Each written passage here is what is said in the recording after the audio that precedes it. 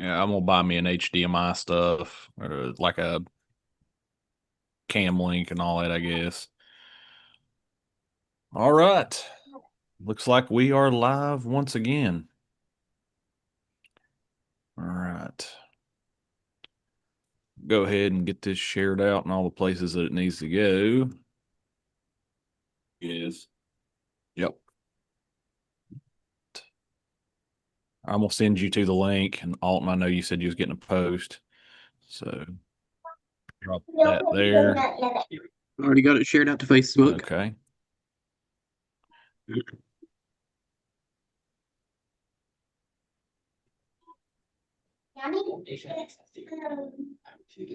Other sexually attracted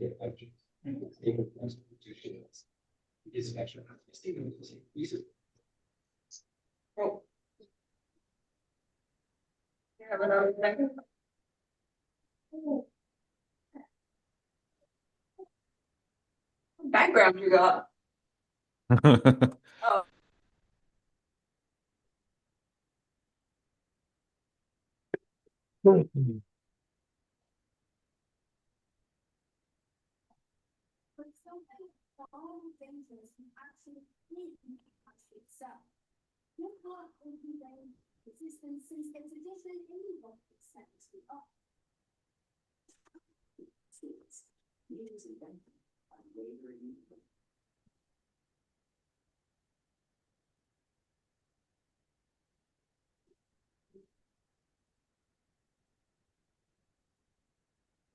I don't know if anybody's on it yet or not. They don't show anybody on YouTube that I can see anyway. Or one watching now. Somebody is. Yeah, I'll Or say. that, or well, that may be me because I got it pulled up. Oh, I also have it pulled up as well. So, all right. So we've got it shared to Facebook. We got it shared to the main page. I'll share it. The little figure will be fielding questions again through. Where's it at? There it is. Everyone. All right. Dropped it there. I think it should be about everywhere. Give everybody a second.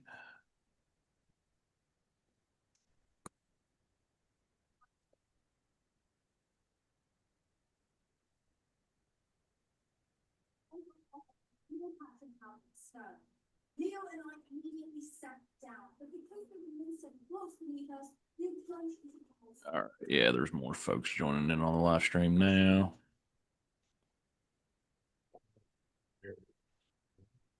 Hey, I fouled up my logos here, boys. Yeah, I went ahead and pulled mine up too. I've can't get it to Good morning, show Reese family. like two tabs at the same time for some reason. Joining in on the live stream. Saw where Ellen commented on the YouTube live stream. Morning, Reese family. Let's see if I miss anything else. All right, that should be it.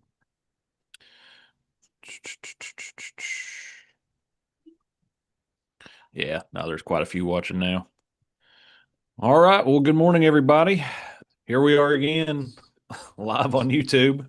And so, obviously, as we've said before, it's not ideal, but whenever we've got the roads kind of the way that they are, and we're supposed to get hit with some snow. I don't think that I've seen any pass through here yet. It just started a little bit here right before I got on. Just a Did it? little bit. Yeah, not much yet, but Yeah. So, welcome to West Virginia winters.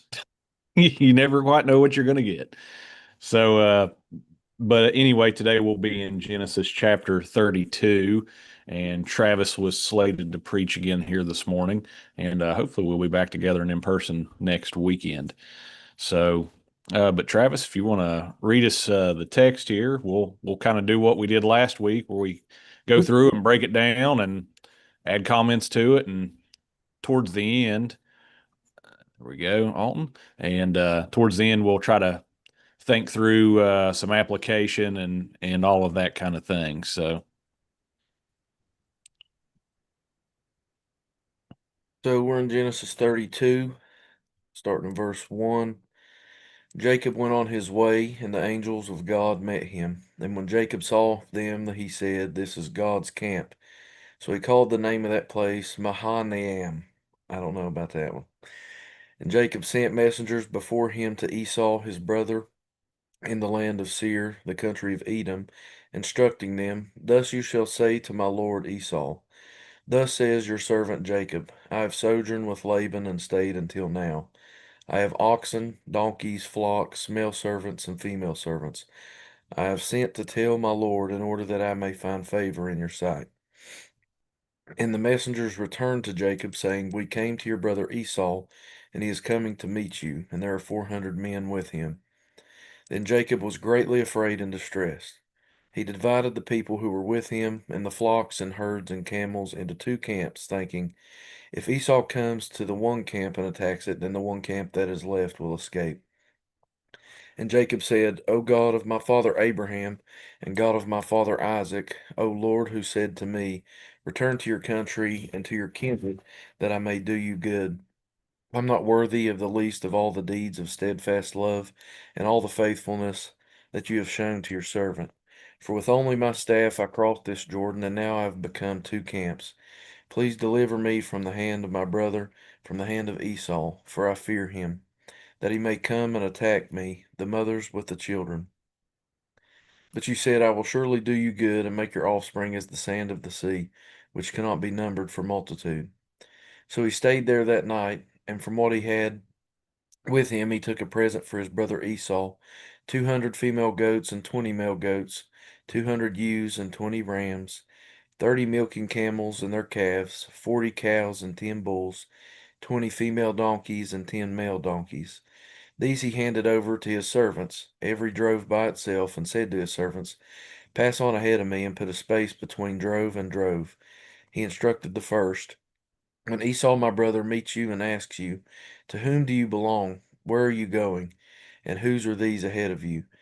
Then you shall say, 'They belong to your servant Jacob. They are a present sent to my lord Esau, and moreover he is behind us.'" He likewise instructed the second and the third, and all who followed the droves. "You shall say the same thing to Esau when you find him, and you shall say, Moreover, your servant Jacob is behind us. For he thought, I may appease him with the present that goes ahead of me, and afterward I shall see his face. Perhaps he will accept me." So the present passed on ahead of him, and he himself stayed that night in the camp. The same night he arose and took his 2 wives, his 2 female servants, and his 11 children, and crossed the ford of the Jabbok. He took them and sent them across the stream, and everything else he had. And Jacob was left alone. And a man wrestled with him until the breaking of day. When the man saw that he did not prevail against Jacob, he touched his hip socket, and Jacob's hip was put out of joint as he wrestled with him. Then he said, "Let me go, for the day is broken." But Jacob said, "I will not let you go unless you bless me." And he said to him, "What is your name?" And he said, "Jacob." Then he said, "Your name shall no longer be called Jacob, but Israel, for you have striven with God and with men and have prevailed." Then Jacob asked him, "Please tell me your name." But he said, "Why is it that you ask my name?" And there he blessed him. So Jacob called the name of the place Peniel, saying, "For I have seen God face to face, and yet my life has been delivered." The sun rose upon him as he passed Peniel, limping, excuse me, limping because of his hip. Therefore, to this day, the people of Israel do not eat the sinew of the thigh that is on the hip socket, because he touched the socket of Jacob's hip on the sinew of the thigh. May God add a blessing to the reading of his word. All right. So some interesting stuff here in this passage. So let's just kind of start here at the base level, and we'll just kind of work exactly through what's going on here in the text, right? So Travis, like I said, you're the one slated to preach for today. So, It's let's. unfortunate because Travis just vanished.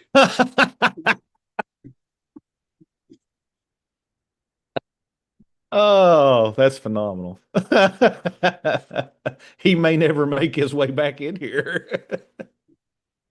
Well, well, yeah, he just texted and said my computer just randomly restarted. So we'll give Travis a minute or two to get in here.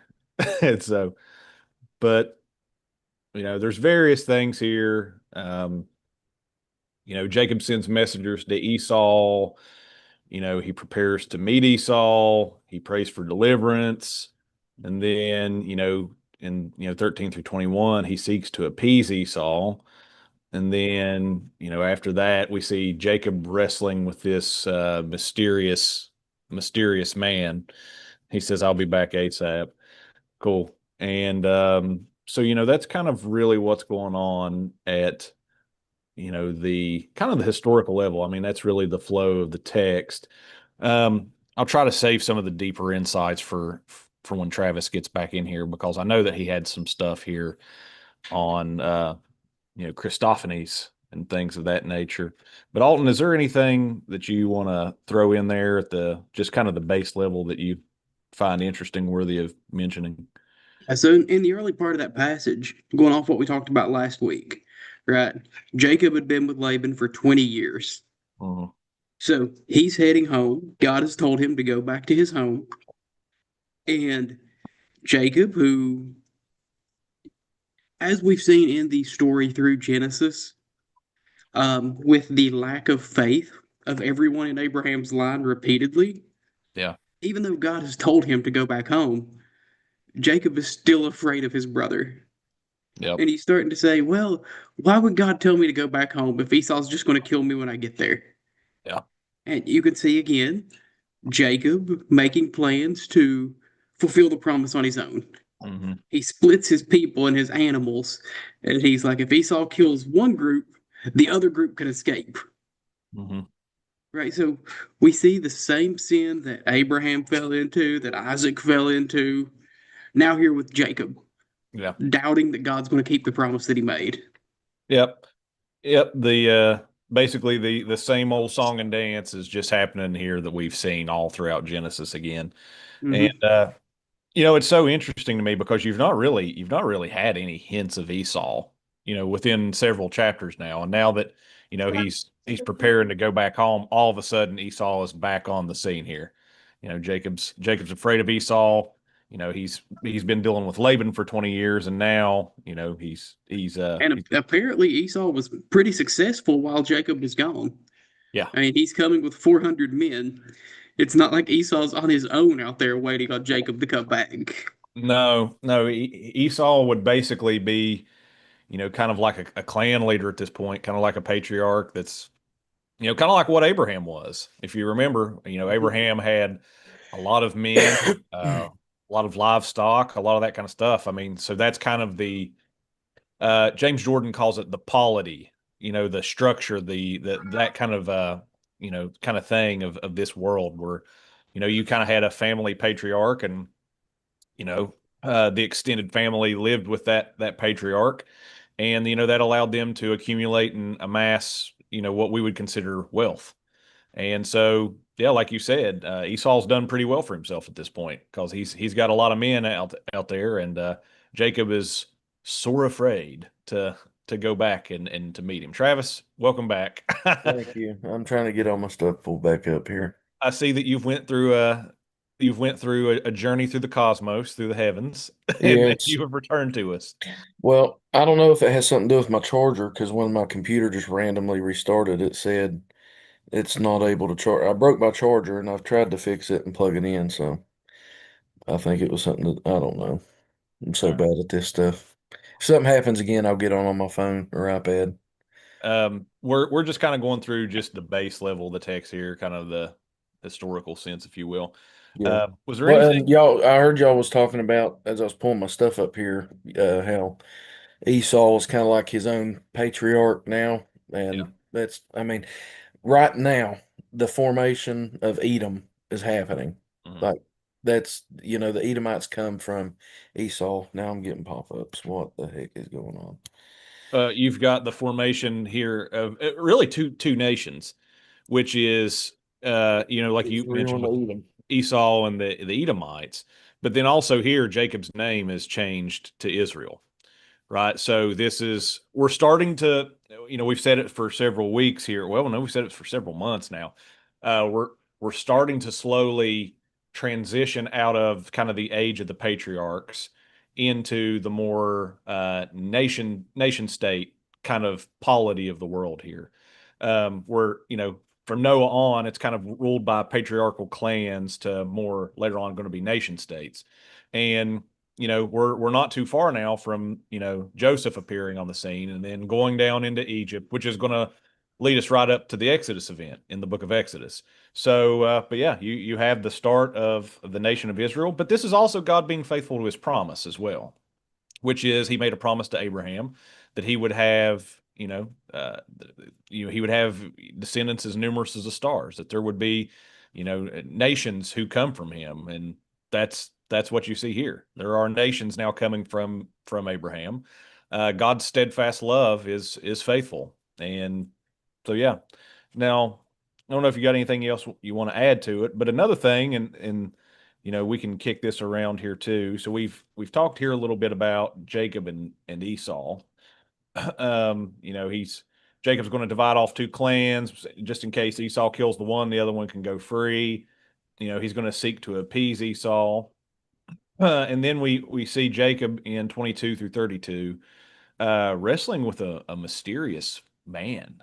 Travis, I don't know if you got anything you want to throw in right there. I know you had some stuff prepared on some Christophanies and stuff like that. So Let me scroll down.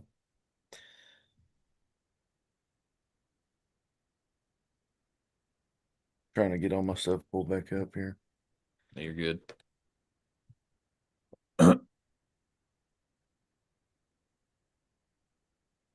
My computer's very slow.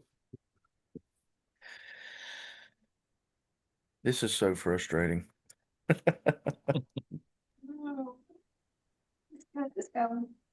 While Travis is pulling that up, one thing you'll notice in that first part of that passage where Jacob's wrestling with God is that in the two clans he's split up. He keeps his wives and his children with him. Yeah. Right? He's going to keep them with him and not split them up. But then when he sends them across the river, that's when he starts to run into trouble. When he leaves himself behind alone. Yeah. Another thing that you're going to see here, and this is something we can talk about a little bit before we jump into the wrestling part, is the contrast between what he's doing here and what leaders in the Old Testament are supposed to be doing. Right? Leaders in the Old Testament, when they're sending out groups of people, they're supposed to be at the front. Right? That's one of the big sins of David, we'll see later on, is that he was not out at the front. But we see Jacob here following up behind all of his people. He's sending them all out into danger first. He's like, you all go out and you all talk to Esau first and tell him I'm coming. Right? He's not going out first and putting himself into danger. Yeah, that's good. Yeah. Well, there's a principle. Which is precisely what David does later on. Whenever, he and Kings are supposed to be great out scene making with- war. Yeah, and David does pretty well the same thing, and that's whenever the great sin with Bathsheba, that whole series of events kicks off. But when Jacob was actually, or not Jacob, David was supposed to be off to war with his men. There's a book that I read by, I think it was Seth Postell. I think that's the author. It's been a number of years ago, but it was what was it called here? It's called Seth Postell Reading Moses, Seeing Jesus. Mike Heiser recommended it in one of his podcasts, and I think Seth Postell was a part of it. Several other authors, but one of the things that they talked about in that book that was interesting is that the entire kind of patriarchal narrative is a principle of what happens with the fathers happens to the sons later on. And so, you can see this as kind of uh, like a seed bed in some ways, where you start to see these little patterns getting dropped in to the ground. And then later on, they're going to take full root whenever the nation of Israel comes around and, they establish the monarchy and, all that kind of stuff. And, you're going to see that, like, you guys have already said, you're going to see this stuff happen, in David's life later on too. Whenever kings are out to be making war, he's chilling at the crib. So,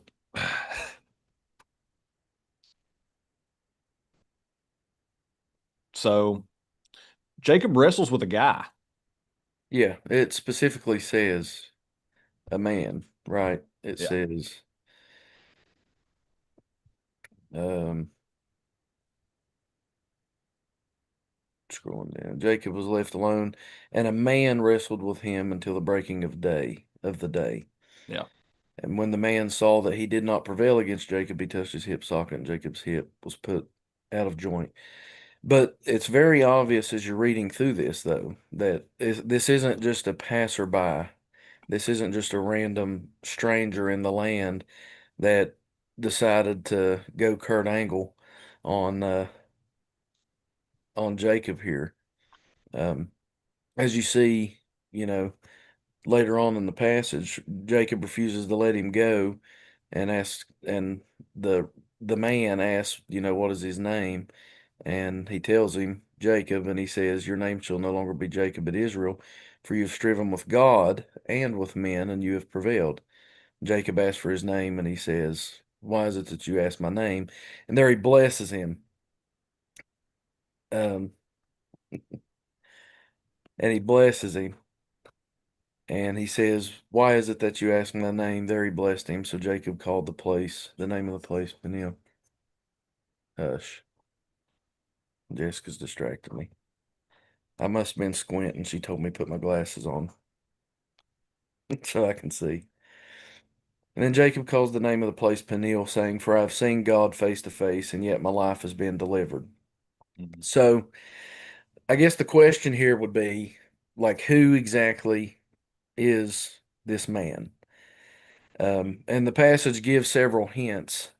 And this is a very brief and straightforward narrative. For it to be such a major event, literally the renaming of the patriarch of the nation of Israel here, the man who becomes, through his family and his 12 sons, the nation of Israel, this is a really short, compact section. I mean, Yeah. it's 10 verses is all it is. Yeah, this is a very formative story for the people of Israel later on. I mean, Yeah, yeah, and it's very brief. So then the question I guess you got to ask is, who who is this man? Like, who is this guy? Right. And We see, it's really obvious it's an important guy. yeah, Because if I'm out at the gas station at night and some guy comes and wrestles me and then tells me to change my name, I'm not doing it. So this is someone very important. yeah. Well, and so when you look at the text itself, um, and he wrestles with this mystery gas station man, um, like you see it kind of unfold in layers, right? You see first in verse 24, he's called a man. But then later in verse 30, Jacob says, I have seen God face to face. yeah. And then And 28, it says, you have striven with God and with men and yeah, have prevailed. yeah. So and then he says the place is named Peniel, right? Which translates to the face of God. So like Alton said, if you wrestle a random stranger at the 7-Eleven at Which is likely in southern West Virginia. yeah, yeah, yeah, or at a basketball game or anywhere, who knows? The place the place is named Peniel, which means the face of God. So even though that it stops, short of explicitly saying who this man is, um, you can see that the text not only allows for but suggests that this is a Christophany, right? And So, there's actually in Hosea 12, um, this story is mentioned in Hosea chapter 12. And he says that he strove with the angel and prevailed, and he wept and sought his favor. So now you have three, you have him described in three different ways. Twice, as a man, and then Jacob obviously refers to him as God in that passage. And then later in Hosea, you have him called an angel. He strove with the angel and prevailed. He wept and sought his favor. He met God at Bethel, it says.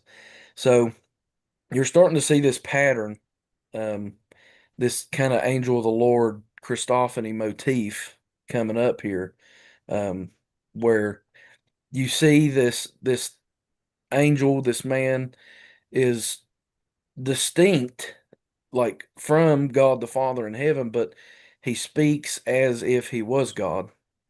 He receives worship, in other places throughout the Old Testament. You see, forgives sin and bears the divine name. You see it in Genesis 16, um, other places like that.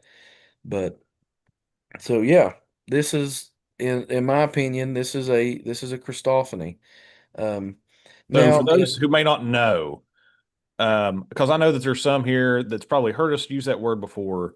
There's probably others that's not heard that word before. What exactly is a Christophany, and what do we mean by Christophany? So a Christophany is basically a it's similar to a theophany, where you have a theophany is an appearance of God in, like the burning bush is a classic example of a theophany, where you have God appearing to man through a particular means. And a Christophany is basically whenever you have an appearance of Christ um, through some kind of mechanism, pre-incarnate, like the angel of the Lord. Um, like, Here a man.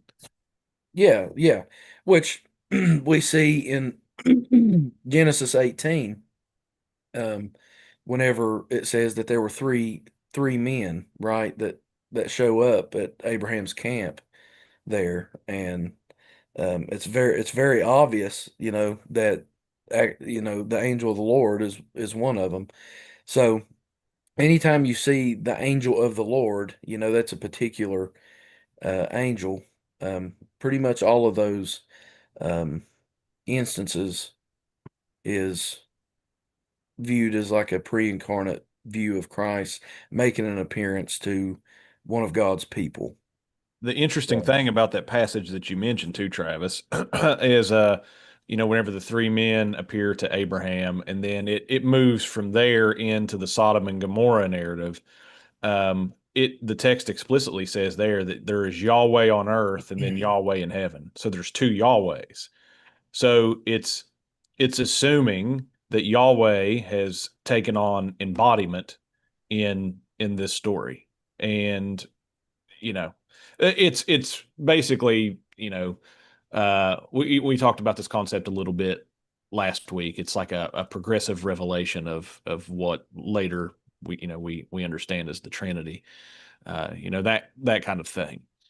And so, but yeah, I mean, that's basically what's going on with a Christophany. Is it's kind of like a pre-incarnate appearance of Jesus is what we could call it. And yeah.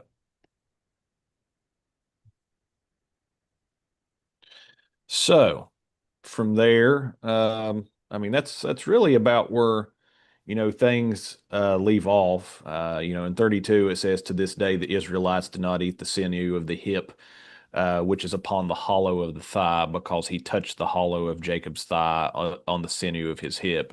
So, later on, it's a fascinating thing here. You see that the Jacob story later on is going to it's going to inform the laws of Israel, right? Not eating a certain part of the body, the sinew of the thigh or of the hip. So these stories are not only prefiguring of Christ in some ways, but they're even within them is embedded the seed of what will later on take on law in their society as well.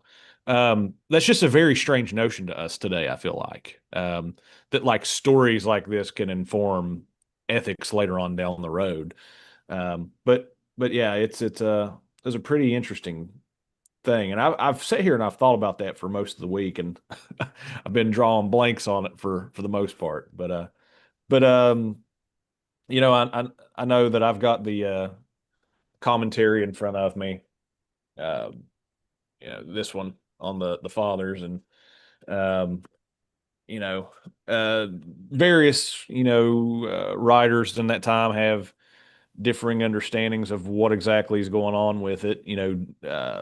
Ambrose said that he thought that Jacob wrestling with the stranger was a picture of the struggle for virtue in one's life.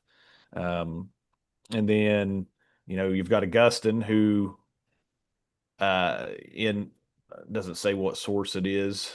I'm sure that it does somewhere, but yeah, it does on the end of it. But that it's a picture of for the time being, the church is lame. We struggle with weaknesses and things of that nature. Um, you know, so there's some differing interpretations at, I guess you could say, the next level, which is kind of that allegorical, deeper, meaningful sense, right? Past the kind of just the historical Jacob wrestled with God. So whenever you try to think, like, whenever you ask yourself, what is the meaning of this? Like, what does it mean that he strove with God, right? There's some various interpretations there. And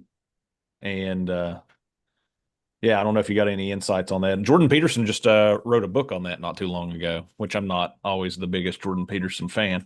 But it was called We Who Wrestle with God, or something along those lines. So Hmm. there's Realize there's that. something meaningful here in wrestling with God. That's more than just a historical reality. It's we see that even in the text. It informs Israel's ethics later on. So I don't know if y'all got anything you want to kick around on that, but Well,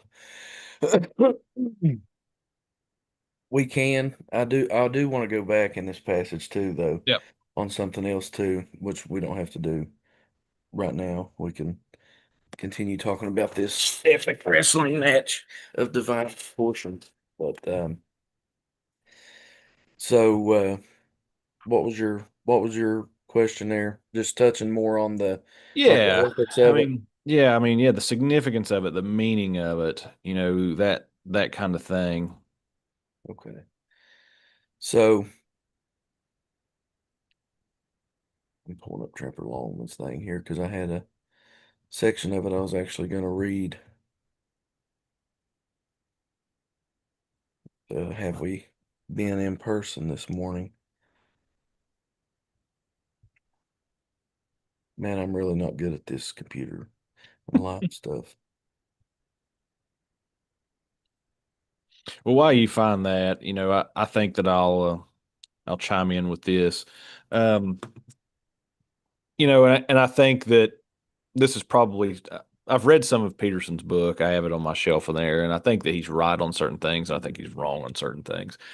Um, which goes without saying. I mean, that's just the reality with everybody you read. So it's kind of unnecessary to even say that. But one of the things that he really points out, and I think that this is right on, is we are not formed by ease. Yeah. The path of least resistance does not have the power to shape you, to mold you, to form you into what you need to be. It's only by going through hardships and difficulties, and ultimately wrestling with God, by which you receive an identity, right? That you become, and that's what naming is. I'll get into this kind of at a meta level here. That's really what naming is. Naming is differentiation. Naming is setting this apart from that, right? Adam and Eve are differentiated from one another, and by one of the ways by which that happens is through naming. But prior to that, the animals are differentiated from one another by By what? By Adam naming them, right? God brings all the animals to Adam and lets him name them. That differentiates them. That sets apart lion from bear, or fish from bird, right? Like differentiation is ordering, it is shaping, it is all those types of things. And so, you could say then that it is through, if that's what naming is. So whenever God names Jacob Israel, he's differentiating him. He's setting him apart. He is now the father of a nation. You've got the splitting of nations happening here. Edom, with Esau, and Israel with Jacob. So, but I think that Ambrose, I said that I think that Peterson's right, and really, Peterson's point is, Ambrose's point, that the virtue is a struggle. You don't become virtuous by never being tempted. You don't become virtuous by having things easy. Virtue is a fight. And, I think that that's a corrective that we really need, in our time. It's because, there's this kind of notion, and I'm sure that you guys have seen it and experienced it, that whenever you become a Christian, everything just becomes easy. There's nothing, there's nothing there is no struggle anymore. There's no fear anymore. All your hardship is gone. That kind of idea. And the reality is that, like, that couldn't be further from the truth. Like, actually, I would venture to say that it actually gets much more difficult. Like, you've actually just subjected yourself to carrying a cross for the rest of your life. Yeah. And that's no easy thing. Yeah, and the New Testament writers they don't stray away from that idea either. I mean, in gosh, multiple different places throughout the epistles, and even Jesus in the Gospels talks about, the struggles that a believer will bear. Even so much so that he calls on the community of believers to shoulder the burdens of each other together, because it's going to be a constant struggle, a constant battle for virtue and piety and things of that nature. So um, that's definitely, I don't know where this idea. Well, I guess the idea came from Christians who don't read their Bible. That once you become a Christian, that life will just become easy. Nothing hard will ever come your way. You're not going to struggle with anything, and that couldn't be any further from the truth. Yeah.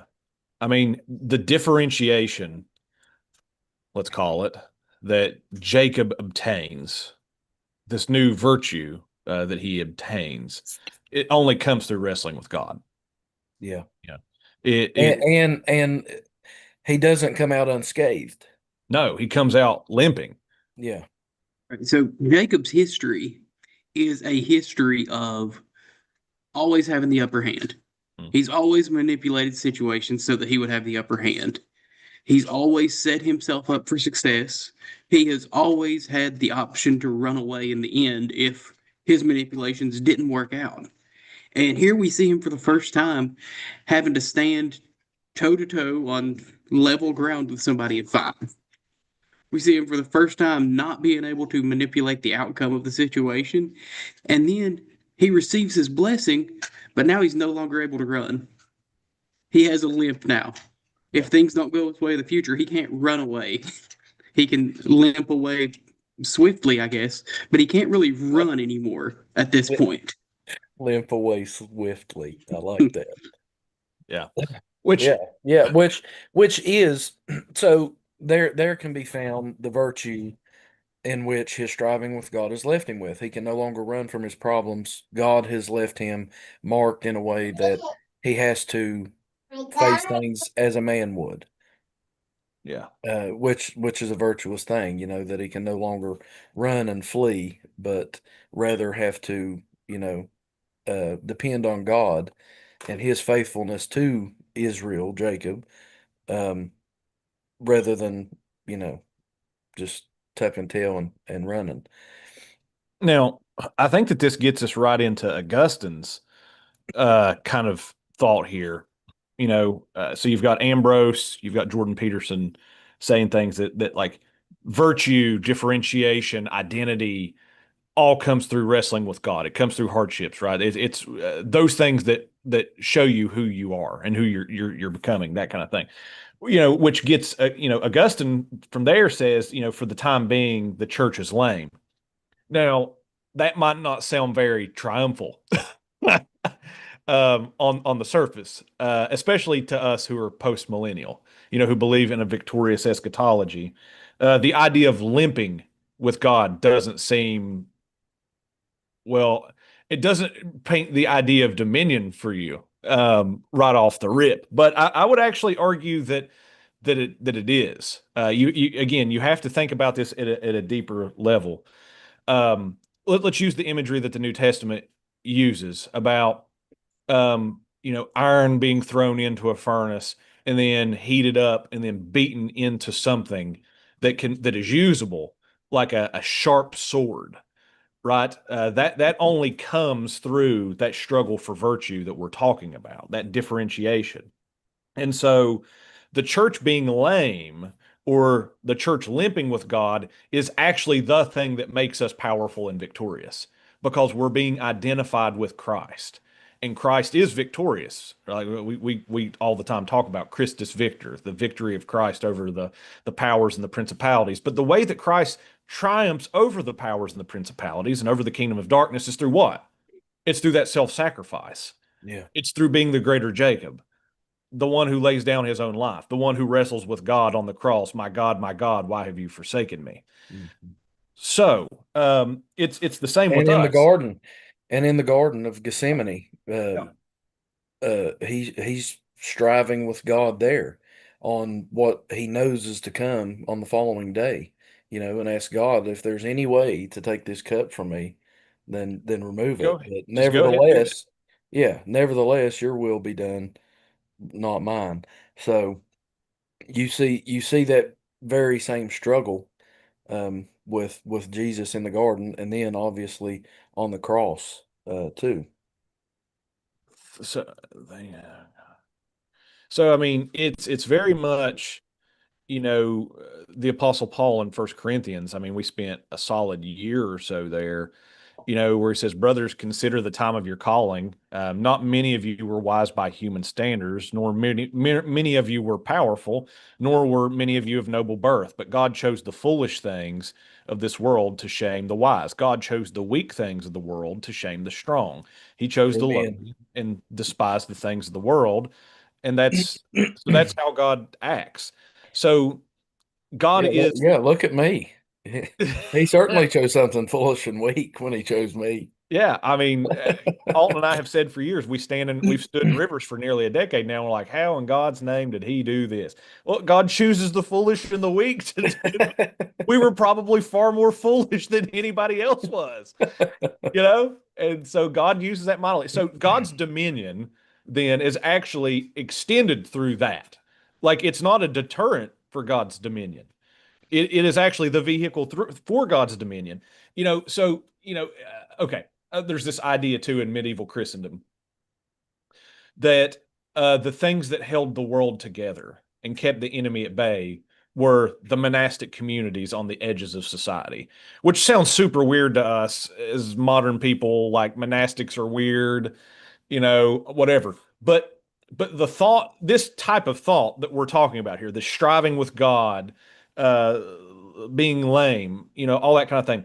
The thought is that they had the most important job in all of Christendom, other than being raising a family or something like that, which is that basically what they did was their entire vocation was them fasting and weakness, that kind of thing, purposefully weakening themselves through fasting.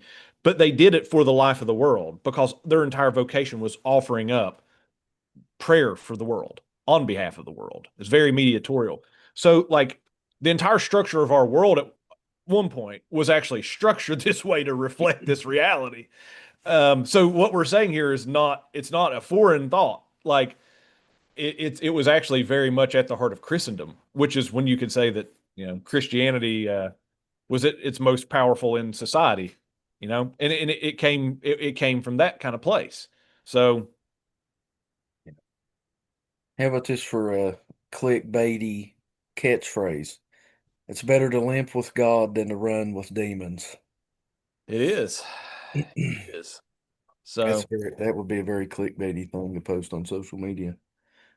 now, do you got anything else you want to add? So I think that is, let's call it the meaning of what it means to wrestle with God, to be somebody who gives themselves to God and his will, his plan, and to be shaped by that. Yeah. To be willing to walk with a limp, and to carry your cross so that you would be shaped into something far greater. You will be weaker at the end of it. But at the same time, even though you're weaker, that's when you'll He actually be strengthens strong. you through it. Yeah, he strengthens you through it because you realize your utter reliance on him. You know, Yeah. read the Psalms and watch Jacob, or I keep saying Jacob, watch David wrestle with God all throughout his writing in the Psalms on the things that are happening in his life. Um, Whenever he flees from Absalom, the wrestlings that David has with God constantly throughout the book of Psalms. If you just read through it, every few chapters, you're going to see him wrestling with the problems that he's facing. And that, for us, that wrestling with God, obviously, here in the text, we see a physical wrestling match happening. But, whenever we go through and we study scripture and we're trying to understand some of these more difficult things, like when we go through the book of Revelation, we are striving with God. We are wrestling with His Word and learning and being shaped by it. And like you said, in a sense, that weakens us. We realize how little we know, how little we understand. But as we're doing that, we gain more understanding and wisdom from God's Word through our striving with Him, and it actually strengthens us as believers Yeah. simultaneously. So there's a lot of applications to that passage. And another thing too, we were talking about how names are a means of differentiation, Yeah. um, Identity and all that. and identity and all that. It's really interesting here too that Jacob explicitly asks for this man's name, and he won't give it to him. No. He won't give it to him. And, we see described in other places in scripture that it's the name above all names. And then in Revelation, you see Jesus has a name written on his thigh that no one knows but himself. Mhm. So you see this separation to a higher degree. Like I'm differed from Further Josh differentiation. through our names. I'm differed from Alton. He's Alton. I'm Travis. There's a differentiation there. And there's such a degree of separation here, a holiness to this man that he won't even give his name. It's not even on the same plane as what Jacob, who is now Israel. So the rest of the time we're talking about him moving forward, we're going to be referring to him as Israel, in the chapters ahead, because that's now his name. But I want to he's add a so, thought here go with ahead. the name, with God's name being above all names. That was even at a very practical level flushed out in whenever the Bible was, translated and all that. Um, The name, Yahweh, when Yahweh's name, that it's called the Tetragrammaton. My wife just looked at me like, yeah, it's the Tetragrammaton, which is the Yahweh's name. It's Y uh H HWH. Y H, yeah. Um, it was never recorded in full. Like Yeah. it's only in those letters. And it's the practical outworking of God's name being sacred, holy.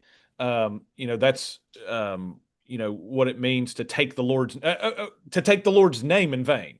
Okay? Like so to take the Lord's name in vain. Like and we've talked about this before years and years ago we did a series on the Ten 10 Commandments. Commandments.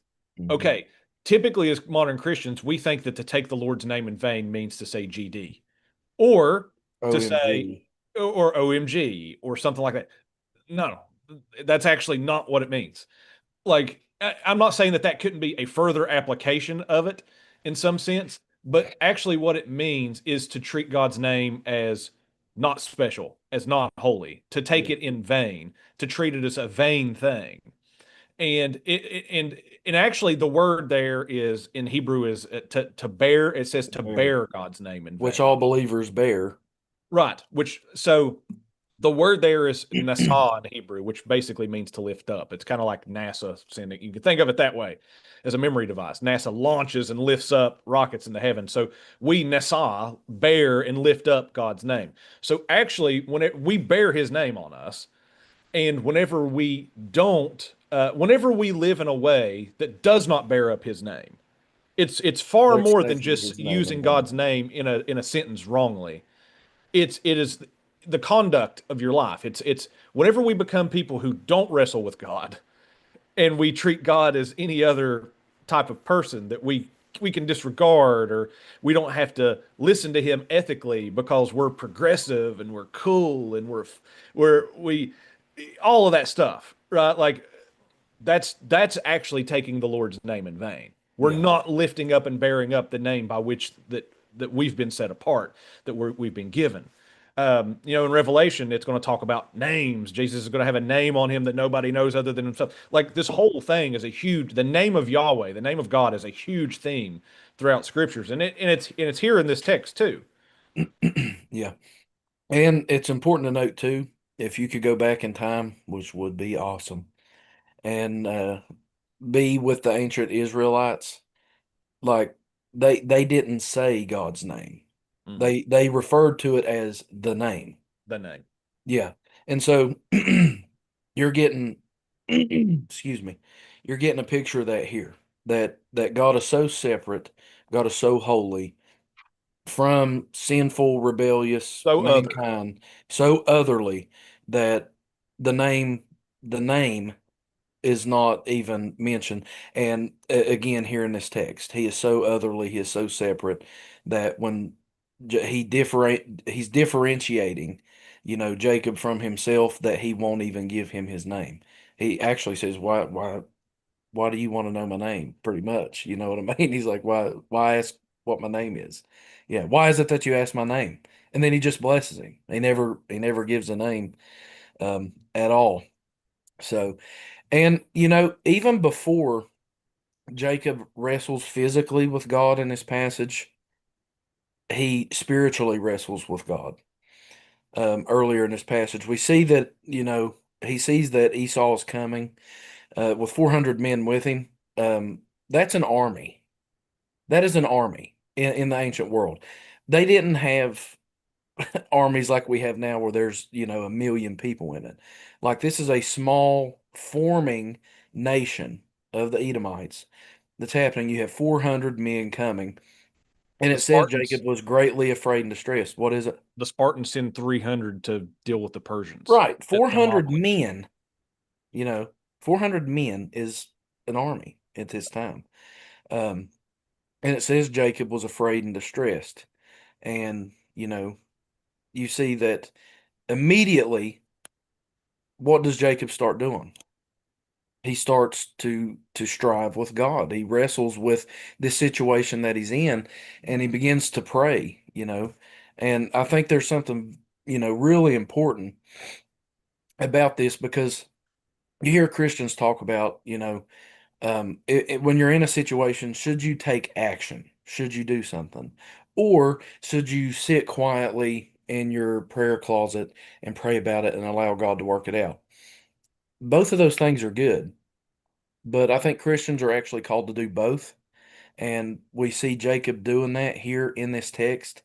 Not only does he depend on God and pray to him, strive with him, but he also um, takes care to make things happen.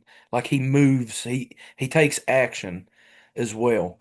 And then he also prays. He says, "O God, my father Abraham, O God of my father Abraham and God of my father Isaac, O Lord, who said to me, return to your country and to your kindred, that I may do you good." So he's reflecting on what God has already told him.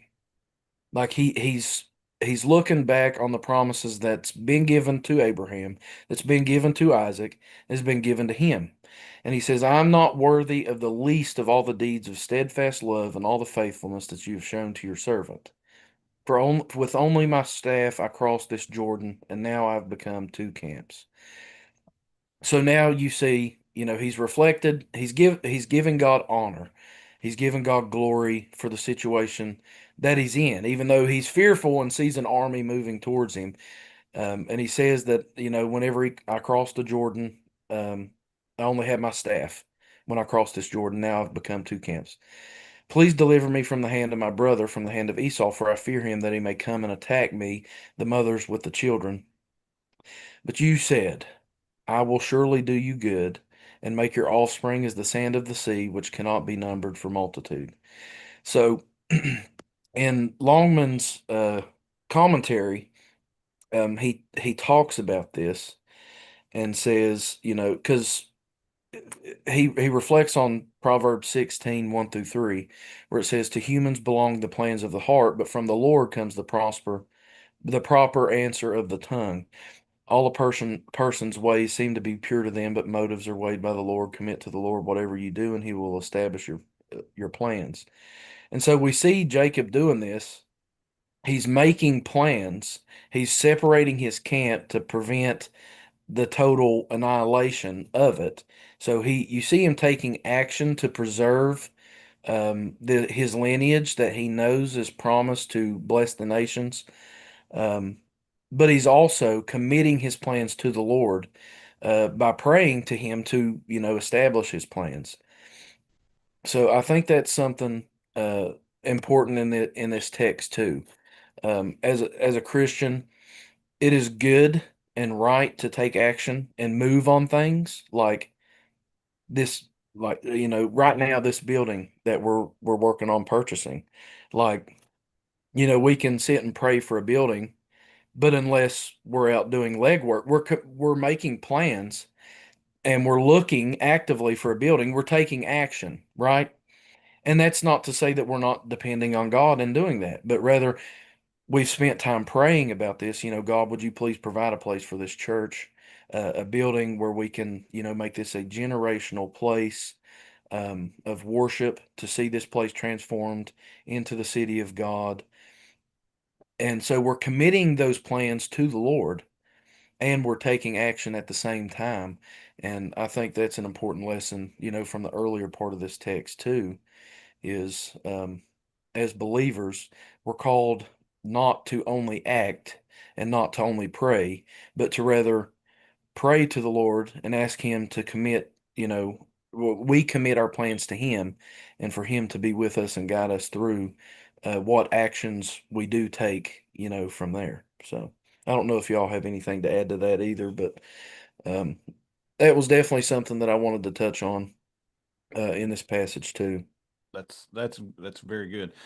And I think we've really spent a lot of time here figuring out what it means to wrestle with God and to think about the deeper meaning of that, and then the whole idea of names and the themes of names. So, I think that we've pretty well covered kind of that historical base level of the text. So let's start to move here a little bit and talk about, and we've touched on it a little bit already. And Travis, you just mentioned the staff of Jacob as he's crossing the Jordan as well.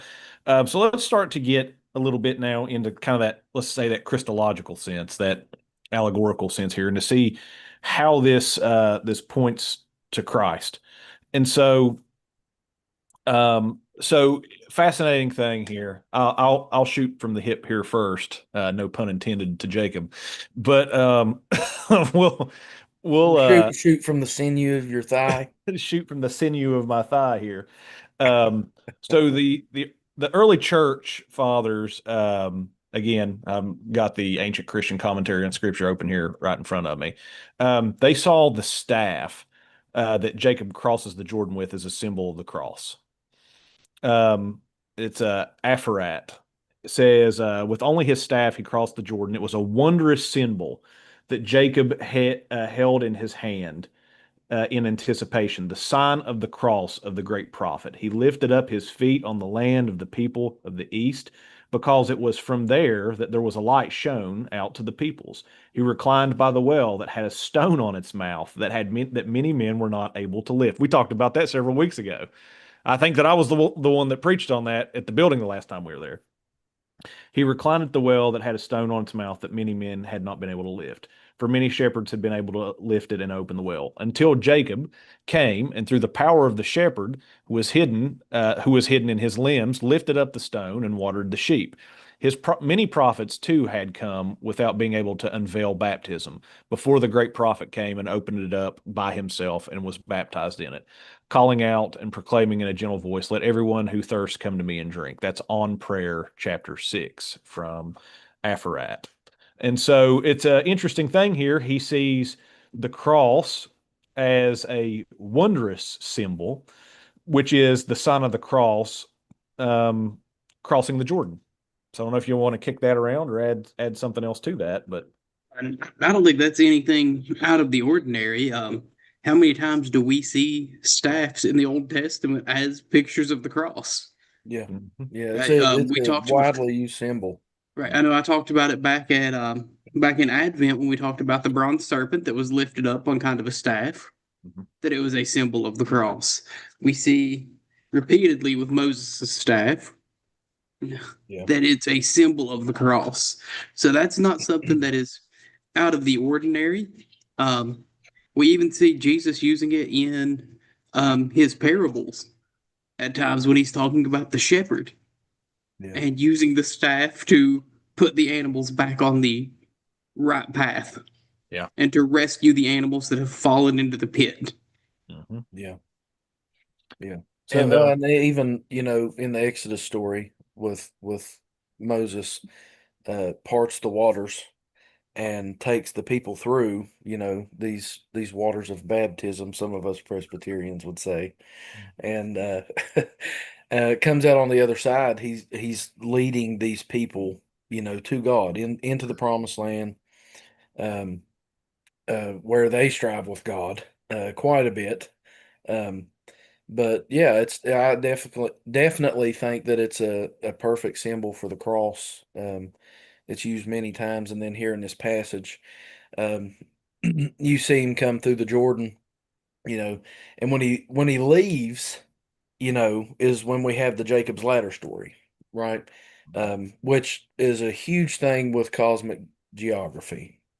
As he's leaving, the land that God is later going to give to the people, or it was give to them, but later in the Exodus story, and into Joshua, um, you see that he leaves this place, that the place where God dwells, Bethel, and crosses the Jordan, carrying this cross, and when he brings it back, um, he meets with angels again as soon as he comes back into the land, here in this story, at the very beginning of the chapter. That's um, the very first verse. Jacob went on his way, and the angels of God met him. And Jacob saw them and said, "This is God's camp." So he called the name of that place Mahanaim. Um, so you have this staff, this symbol of the cross that's going out and into a Gentile nation and coming back in, it with now a group of people of God, with his wives and his sons, who become the overall nation of Israel. So I think it, definitely is a symbolic tie to, Christ's work on the cross and his salvation of people and bringing them into the place where God resides. You know what I mean? Yeah. So Back in the medieval Christendom, that kind of thing too. Um, if you go back and Intergalactic Pepsi, what is it? intergalactic Pepsi. Oh my gosh. I'll do this here real quick. I'll screen share this. Um, if you go back to medieval Christendom too, a lot of the staffs that was given to bishops too were, you know, so okay, so you've got the serpents here, which is recalling the Moses story, but you'll notice that a lot of them have a cross on them. And, that's worked in, at a pretty deep symbolic level here. Go back, you know. So, this just goes to show that, traditionally this idea and symbolism of the staff and, you got looks like a deer and a dragon and a cross on that one. That one's fascinating. Very fascinating on that one. But you can see that traditionally the idea of the staff and the cross being very related and used are it's a thing. So, Yep. and obviously bishops were given that because they're under the shepherds of sheep.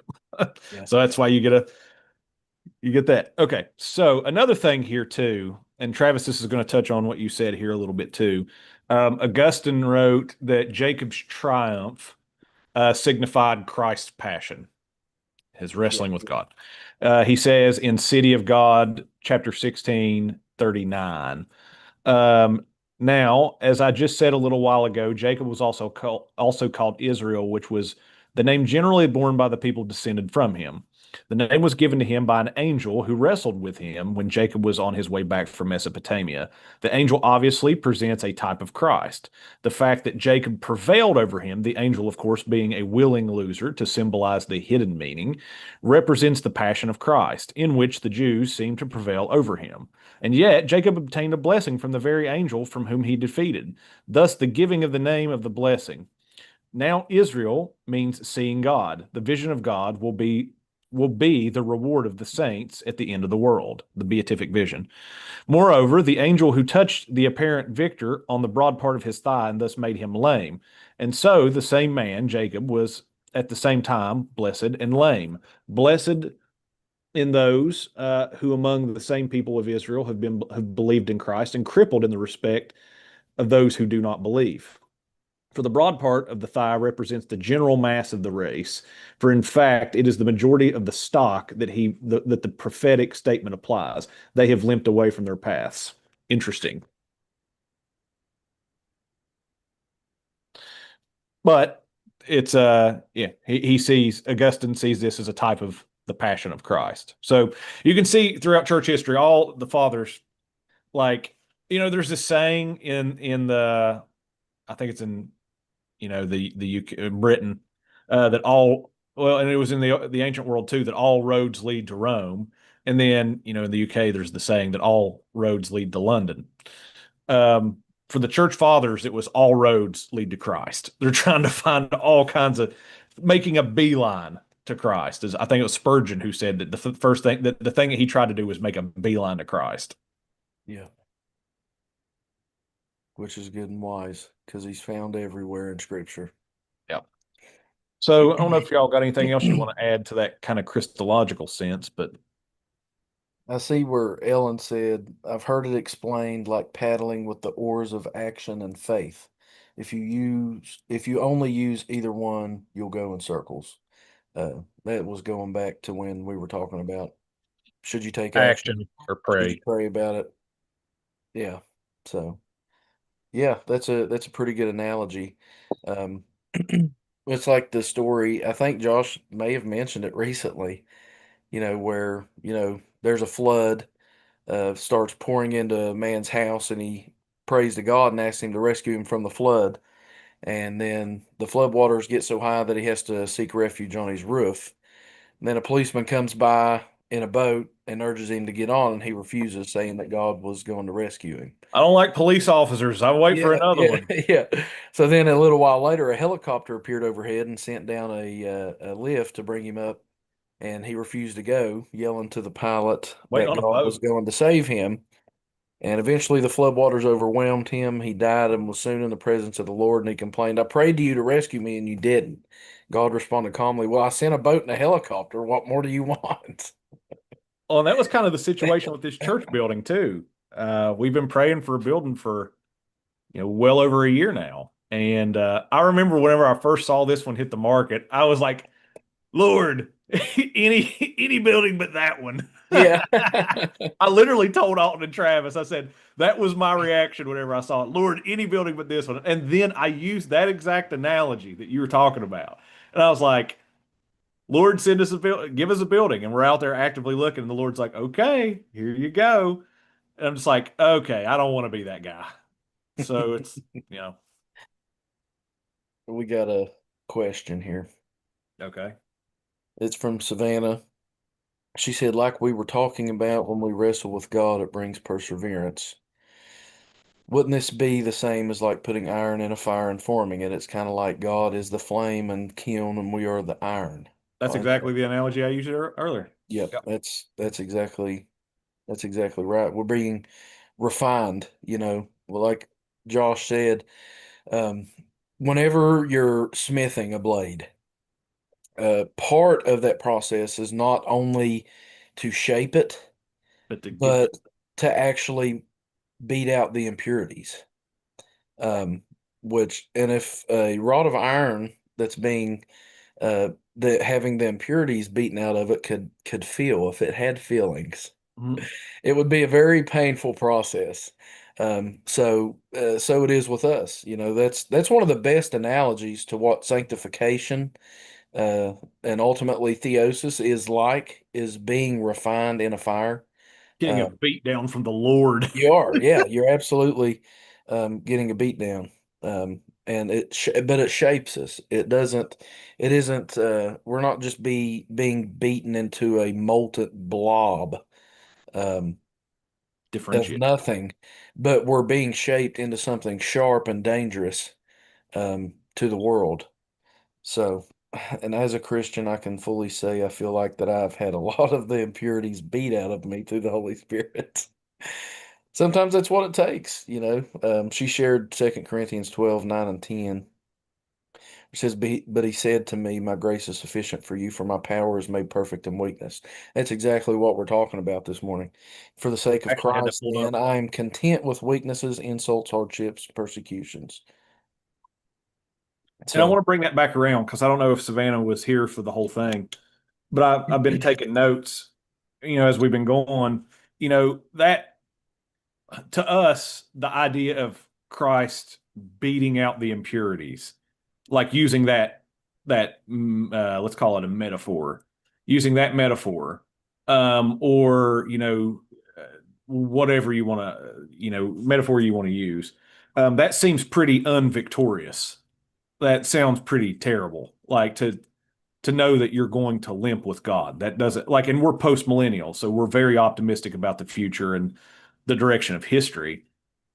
But like I said earlier, that's actually the means by which God's power is made manifest the most, is by us coming to the end of ourselves.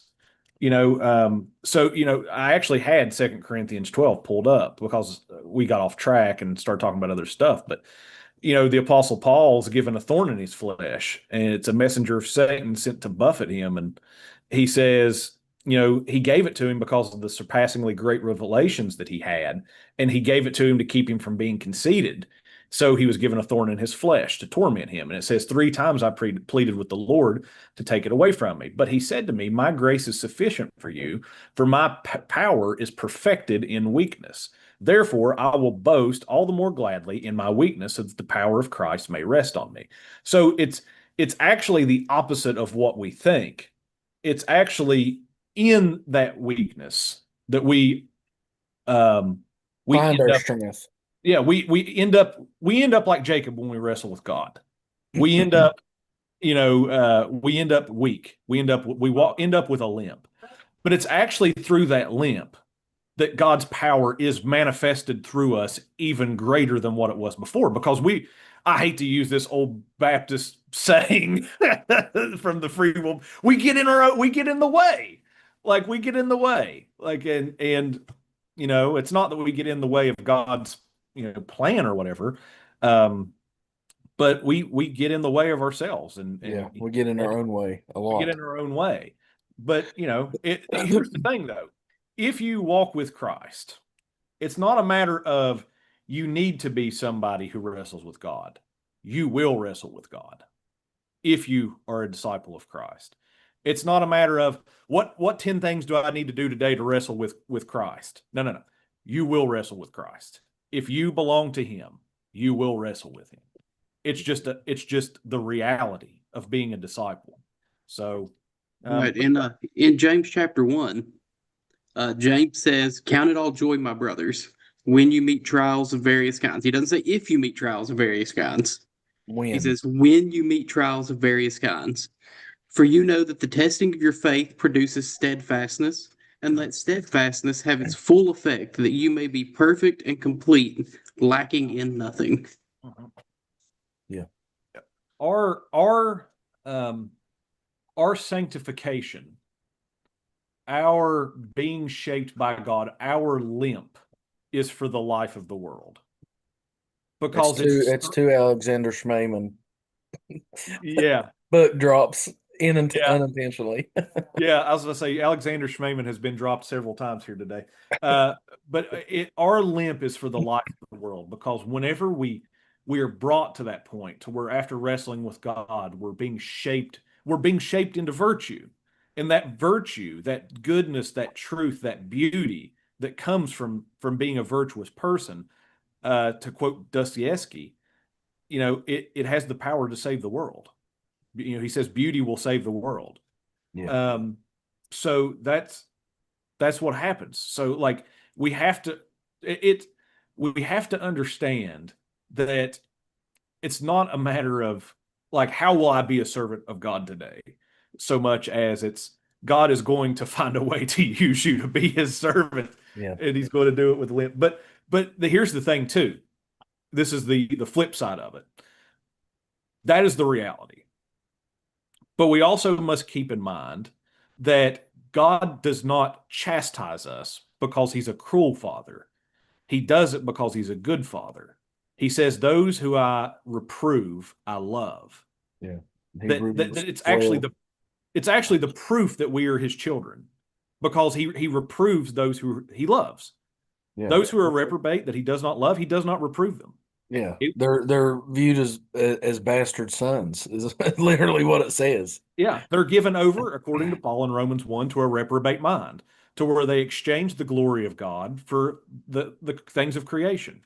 So God chastises us not because he hates us or anything like that. He does it because he loves us, and he wants to make himself known in you and to the world through you. So it's like the Apostle Paul in Second Corinthians 12. Whenever we finally understand that, we can begin to boast in our weakness and say, whenever I'm weak, God is at work in me the most. He is strong. So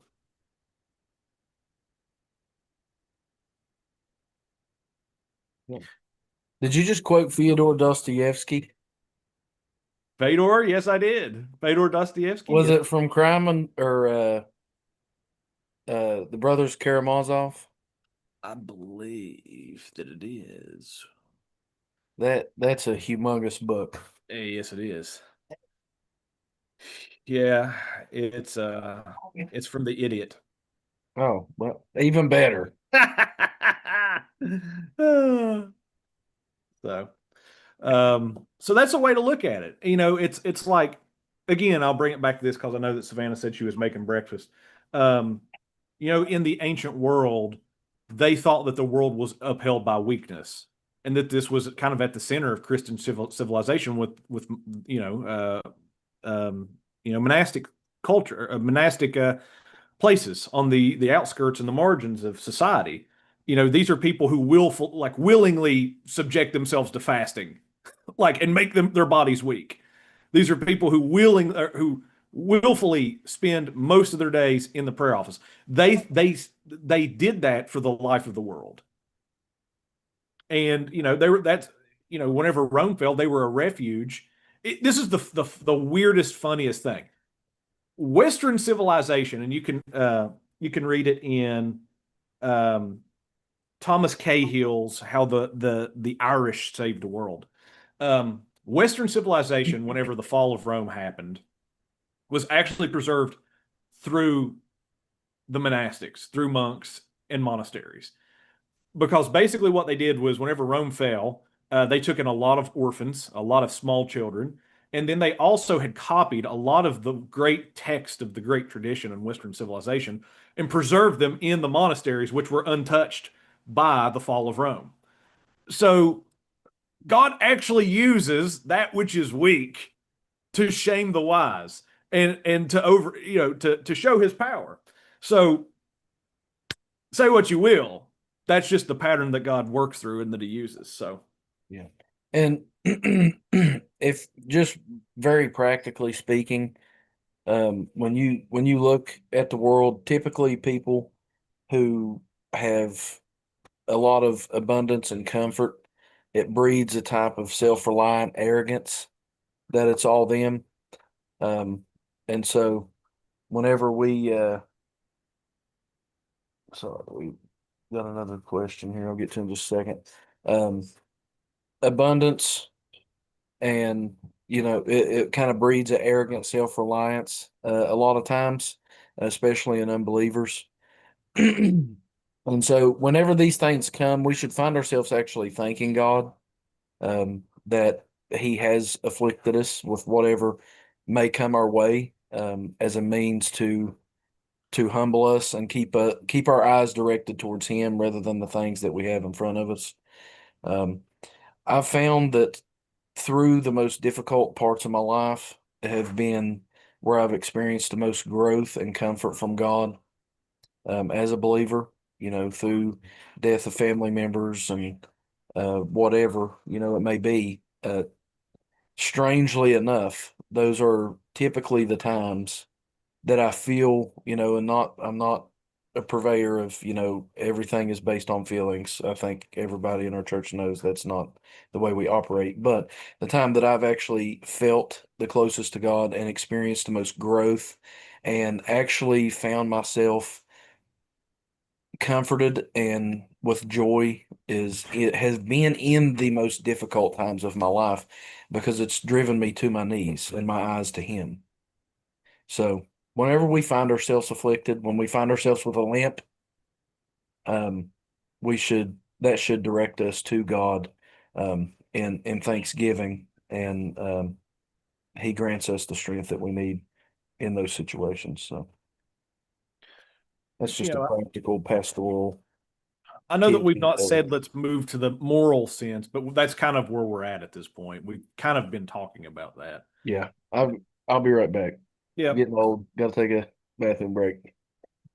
Savannah said, okay, so God set Jacob apart. He gave him a new name, but he also physically set him apart, made it to where people seen physically that he wrestled with God and he would have to explain himself because he was running from Esau.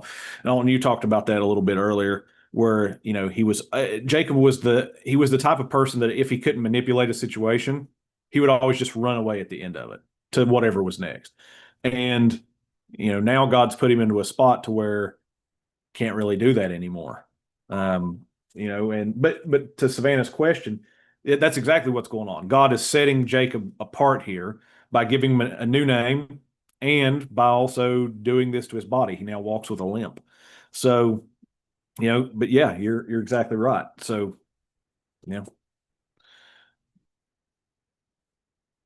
we'll give Travis a second to get back here. And, this probably ought, I think we're coming in on 2 hours.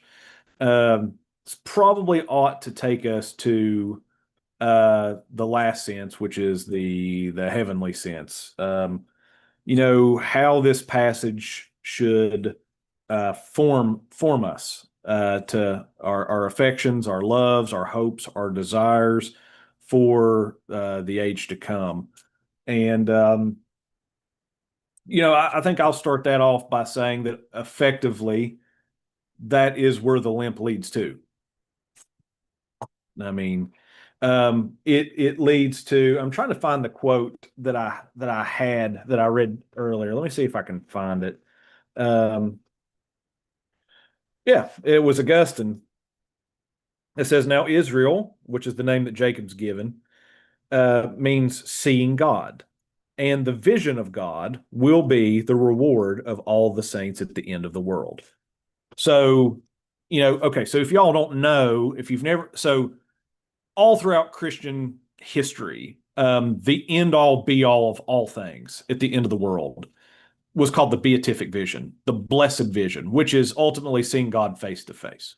Augustine's talking about the name Israel, it means seeing God.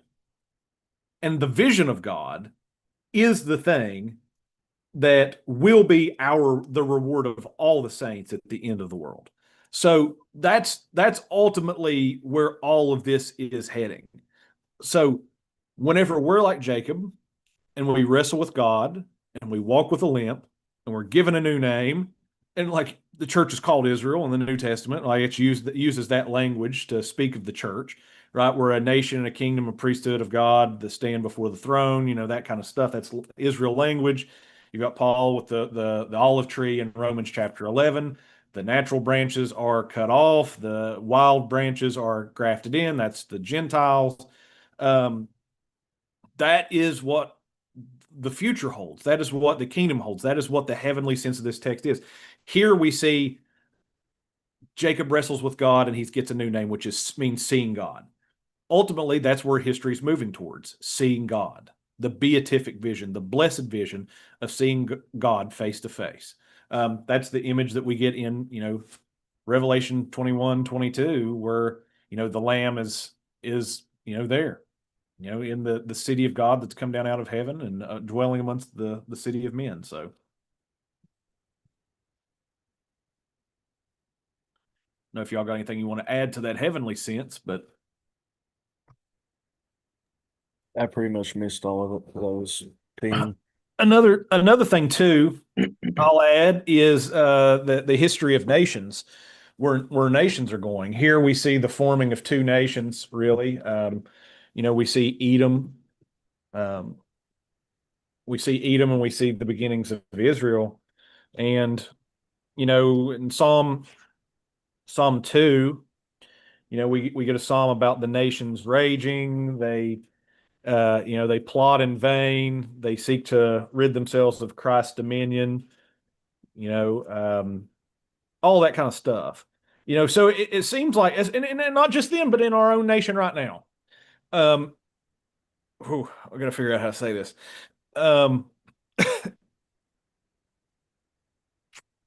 It seems like in our own current moment, our nation looks like it is filled with a bunch of elites who have cast off God's cords and fetters and set themselves upon his stage. It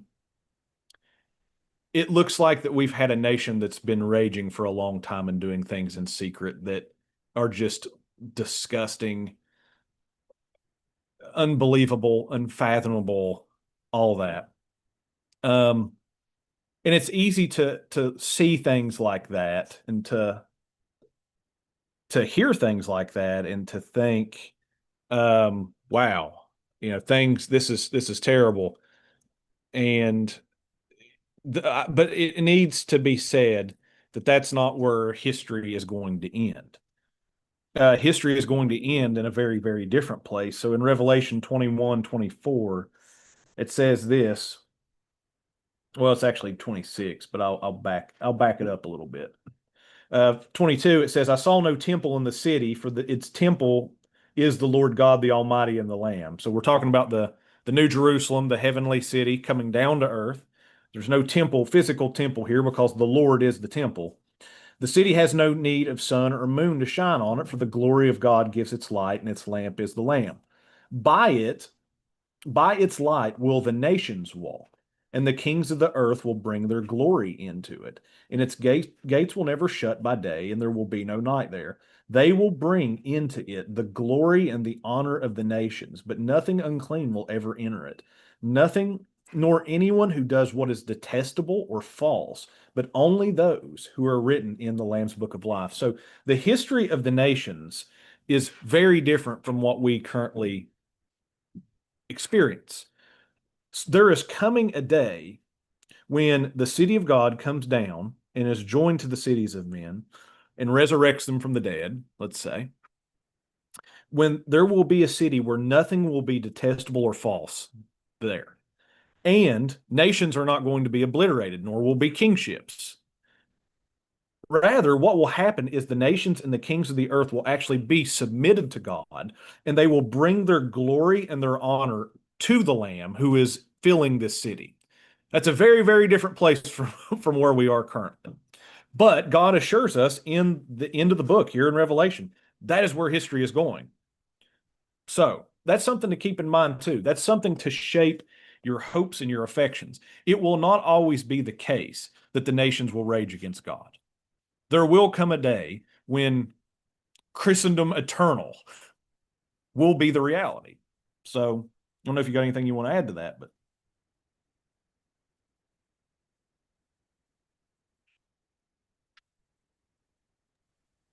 So that's not necessarily something we're going to see throughout the rest of our series in Genesis. no. We're going to see the opposite of that throughout the rest of our series in Genesis. We're going to see nations coming against Israel Mhm. repeatedly. Yep. But we are going to dig deep into that when we get into our series in Revelation. Yeah. We're going to show, and I like that we're doing Genesis and then immediately following it with Revelation. Yeah. So we're going to see the start of everything, the building of everything, and we're going to see the breakdown and the fall of everything. And then we're going to see the restoration of everything. Yep. So we're I'm going to pumped. see all of that coming up in the next few months to a year and a half. You all know not to hold us to any kind of schedule on a series. Yeah. Revelation, I think, was going to take us quite a long time. I do. Yeah, I think that I think it's gonna be a doozy, and it's gonna take a while to work through that book. So, all right. I think that fairly well covers this passage and all the different senses of it. And, that's took us to a lot of different places in scripture today. That's took us to, Corinthians, and that took us to Revelation, and, it's went through all kinds of different places. So at this point, we can go ahead and open up everything for questions. So, if you guys have any, go ahead and drop them. You can drop them in the group chat, or you can drop them on the YouTube stream as well. Only thing I see on the YouTube stream is seen it. Gregory saying, "Oh yeah, your name is no longer Jacob. Yeah, you'll be called Israel from now on. Yeah." justifiably in a position I'd rather not be in. Yeah. Oh yeah, But Israel, yeah. Israel rises to the top. Israel. Uh, Jacob is the best wrestler of all time. Jacob is the greatest wrestler ever. Yeah. Talk about a promo. I beat Jesus.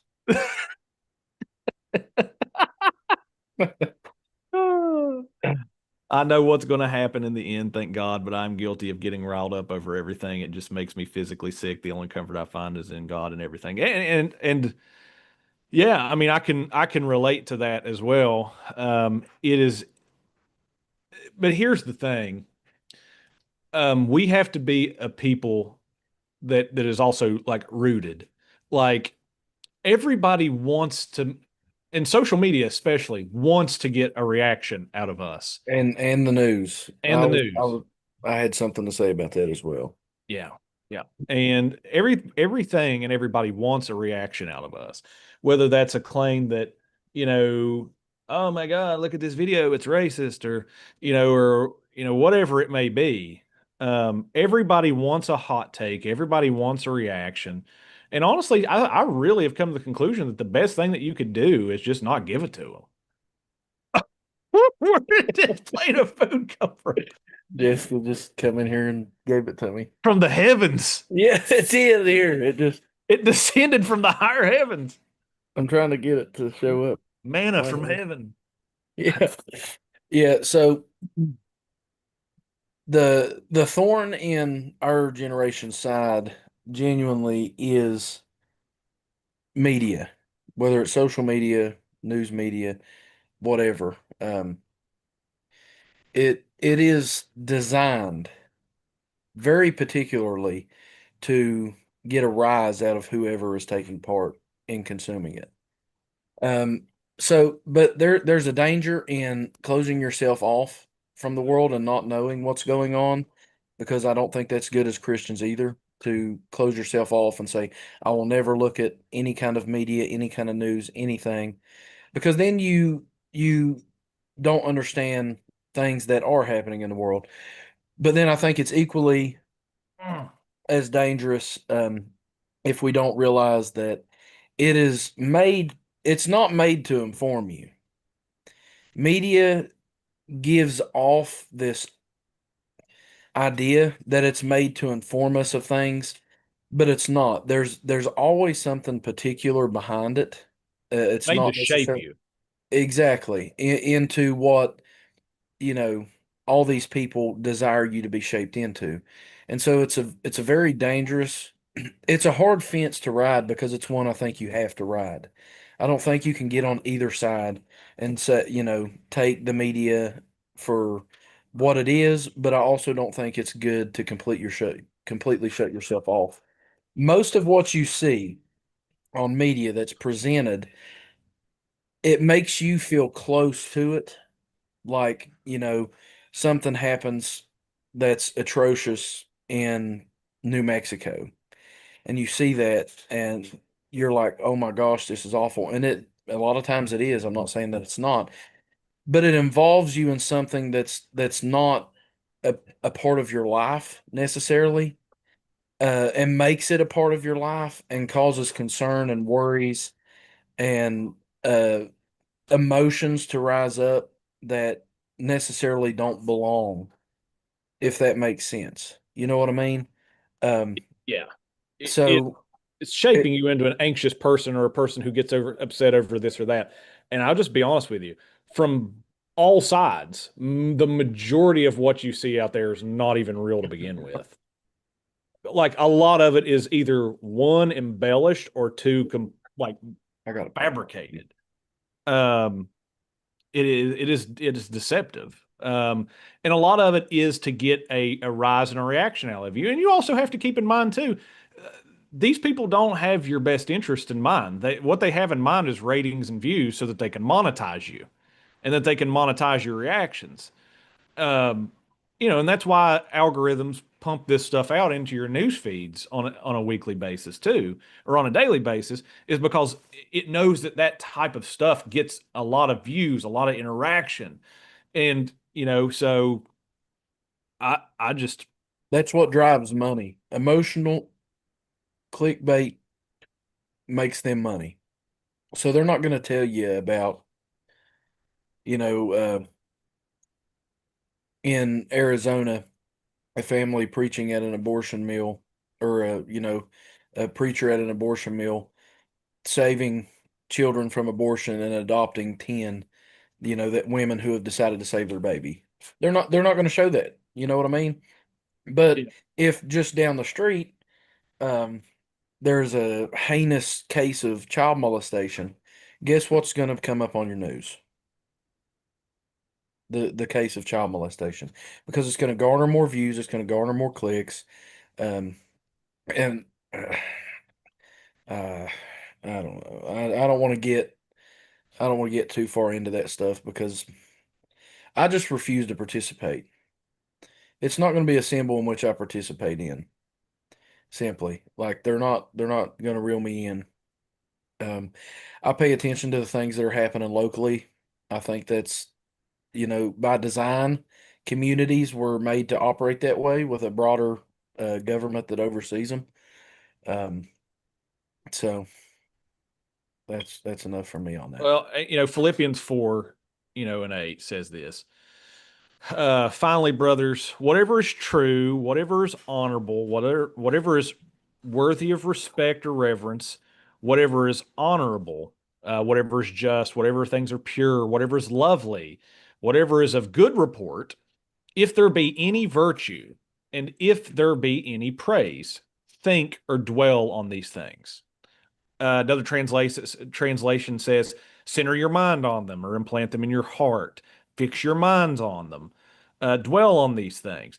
Um, all of that. So though it's actually the things that are the opposite of what we spend most of our time on. Like you're supposed to dwell and to think about the good, the true, and the beautiful. Like your time would be so much more productive and invested so much better and produce so much more fruit if we spent our time dwelling upon and thinking about only things that are good, true, and beautiful. That are true, that are virtuous, they're good, all those things, like Paul says in Philippians. So honestly, I like it's so frustrating to me because like every day it seems like that there's a new denominational statement or a band of pastors or whatever that's come out with some kind of new statement or or somebody's gave their take on this or whatever, and it's just like, man, like I just don't want to spend my time checking the news and tracking whatever the newest controversy is, so I got to sign a statement or make a statement on it. Like I just the reality is like I would much rather use my time to actually build things that are valuable and productive and fruitful. Like that's where how I'd rather spend my time. So that's just my take. Yeah. So One of my favorite something else you're never going to get from the media is the full story. Because all types of media, whether it's social media, news media, whatever, are they're never going to give you the full story. They're going to give you what they want you to hear to sway um, what it is. That's why I myself. This is I'm speaking of myself here. I'll never speak on something that I'm not necessarily personally involved in. Like when you see major stories about this celebrity did this, or this politician did this, or this did that. And then you have people defending, you have people attacking. Without the full story, it's neither good or wise, biblically speaking, as a Christian, to even begin to talk about it. One of my favorite verses in all the Bible is Proverbs 18:17. And it says, "The one who states his case first seems right until the other comes and examines him." Um, it's so easy whenever we see things, and I'm not saying anybody in our church is doing this. I'm just speaking very generally and from my point of view.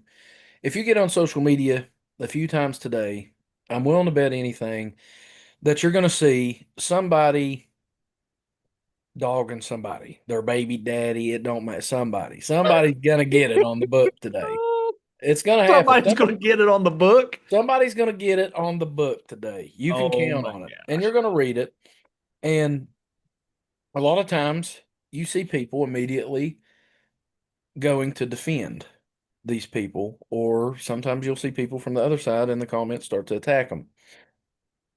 The truth of the matter is, until you know the full story, it's not wise to ever speak on it, because it always seems the one who states his case first is always going to be the one that seems right.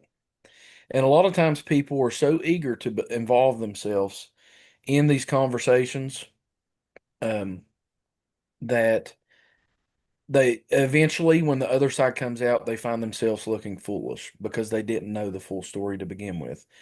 So, and I use the example of Facebook because everybody will literally today you will see it. I guarantee it. If you get on social media, you will see a case of that happen by the end of this day. It never fails. Um, and I think it's a good practice of wisdom when it comes to those situations, or if you're talking to somebody, or if you're reading a story about a politician or anybody, anything. If you don't have the full and complete story from both sides, no judgment should ever be passed. That's why when you go to court, you have defense. You know, like you have both sides of the story are given before a jury is allowed to decide, because whoever speaks first is going to seem right. They're going to tell the side they want you to hear. Um, and then when you have somebody cross-examine them in court, um, you tend to find out that there's more to the story than what first happened. So that's why I don't give media much attention, or try to base any thoughts or reactions on my day-to-day life on it, because I don't think it's good or wise. You're never going to get the full story, and it's best to practice wisdom and unless you're personally involved and know both sides, that you First, shouldn't. First Thessalonians 4:11 through 12 says, "Make it your ambition, the thing that you're aiming at, to lead a quiet life. You should mind your own business and work with your hands." Yeah. So Gonna if be a you read lot something on Facebook that gets you riled up, go make some pancakes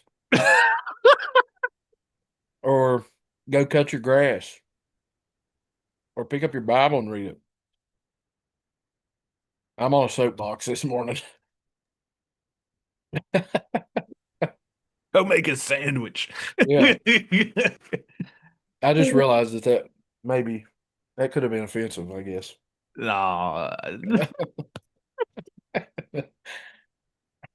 Oh, Yeah. I'm gonna So, clip that.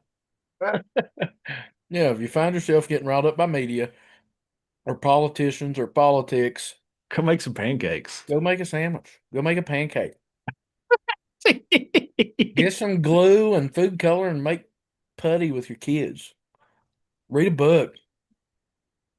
Like, go take a shower. Just do something. Do something. Go draw. Yeah. Ellen did have a question. She said, which we passed up a long time ago at this point. Did we? Yeah, it said, we've talked about Jacob's name meaning deceiver. Is God giving Jacob a new name symbolic of him changing that part of his nature? Um, Sort of. But he Yeah, does deceive Esau again the very next chapter. That's what yes. So let's say it this way. So whenever sanctification happens, there's two types of sanctification. There's definitive sanctification, there's progressive sanctification. Definitive sanctification is what happens whenever you are declared. This is related to justification. Okay, so in justification, you are declared as righteous because of the imputation of Christ's righteousness to you. Okay, now there is a reality in terms of your sanctification. Because of that, you are set apart definitively as child of God, clean. So there's that part of it. That's why the Apostle Paul can say you have been sanctified, like past tense. But there's also the progressive part of it too, which is you are being progressively sanctified to actually match what that declaration is of you in your justification and in your definitive sanctification. So yes, yes. So he there is we talked about that earlier. The new name is a changing of identity. He is set apart. He is something. He is made new, and that part of his nature will be changed further on. But it's going to happen. It's not going to happen immediately. It's going to be progressively worked out as the story, kind of flushes out. And you're going to see him be taken advantage of later, whenever his sons, do what they do to Joseph, right? Because he's Jacob's very old in age at this point. So yes, I add, I have something to add too. I think this is also a point in the story where God is moving, and I think Alton may have mentioned this last week. We're reaching a point in the story where God is beginning to move out of individuals and families and into corporate nation of Israel. And so, you know, the name Israel, the name Israel actually has a couple meanings, but one of them is to strive with God. So you're seeing that does individually go along with what's happening with Jacob here, but it also is kind of a transition point where we're starting to move more into the corporate view. Now we still have quite a few chapters of individuals, but he is the formation of the nation state of Israel, and I think that's an aspect of it too here. yeah. The identity is shifting from not only Jacob the deceiver, but now a nation who strives with God and strives with him for a long time. So Good. Anybody else got any questions? All right. I Well, I don't believe how see so any. nonchalantly I was just sitting here eating eggs and bacon and going nuts on media. We can give a few updates here before we jump off. So building update. I know we've been supposed to have a members meeting. You know, obviously we've not been able to do it for 3 weeks. I don't know, maybe 4 weeks. I don't even know how long it's been at this point. This is the It's all third. it's all blended together. So at this point, we can probably share a couple updates since we've not been able to get together. So building situation, we're literally the only thing that we're waiting on with that is for the lien holder to release the deed and send it to our attorney. And so, from what I understand, I talked to our attorney Friday, Saturday. I don't remember what day it was at this point. And the lien holder says that they have sent the deed at this point. So, you know, the weather's been terrible this week, so I'm sure that that's probably held it up, delayed things, you know, that, all that. But so basically we're just waiting on him to receive the deed. And then after that, basically what we can do is we can pay the lien on the deed, and then to the lien holder, and then pay out the person who's actually selling it to us. And then after that, it should be a very quick process as soon as the deed is received. Basically, all it requires is us to go in, the seller to go in, exchange funds, sign some papers, and that's about it. So, you know, I don't know if y'all got anything you want to add to that, but it should be a pretty quick process. So that's where we're at. Also, too, since I had them, I wanted to share financial updates with y'all too. Let me get it on here real quick. Okay, can y'all see these? Yeah, I can see him. Okay, so we do have the 2025 financials in and the beginning of the 2026 financials. So on the 2025 financials, we did come up a little bit short, but actually, I would take this year all day, every day, and I'll explain that to you. And you guys can feel free to chime in too. So last year on our 2025 finances, we brought in $18,572.85. We have $66,569.36 in our bank account. And in terms of where money went last year, we had $19,698.55 go out. So here's kind of the breakdown of that. I wanted to give you all a breakdown of it and show you exactly how it was that it went. So we invested $7,309.63 total in the ministry of New Haven Church this past year. And basically, what that comprises is what we'll call media discipleship production. So, this kind of stuff, like whenever, you know, we're putting videos out, we're putting content out into the world. There's a lot of subscription services, a lot of editing softwares, a lot of that kind of stuff that goes with that. So, we spent a total of $1,691.50. We also this past year bought some one-time things that, you know, this should go down. That's why I've got these the way that they are. But we bought some equipment and assets this past year. We bought 2 cameras. They're pretty nice cameras. Bought a couple nice cameras and equipment, and then we also bought a computer and all that. So we spent a total of $2642.25 on that. Also, our website and our application. That's $2975.88. So this cost should go down this year because, like I said, a lot of this was one-time cost since they were cameras and some equipment. And then this is where things get good, I think. So we spent $5,155.30 on the mission of New Haven Church this past year.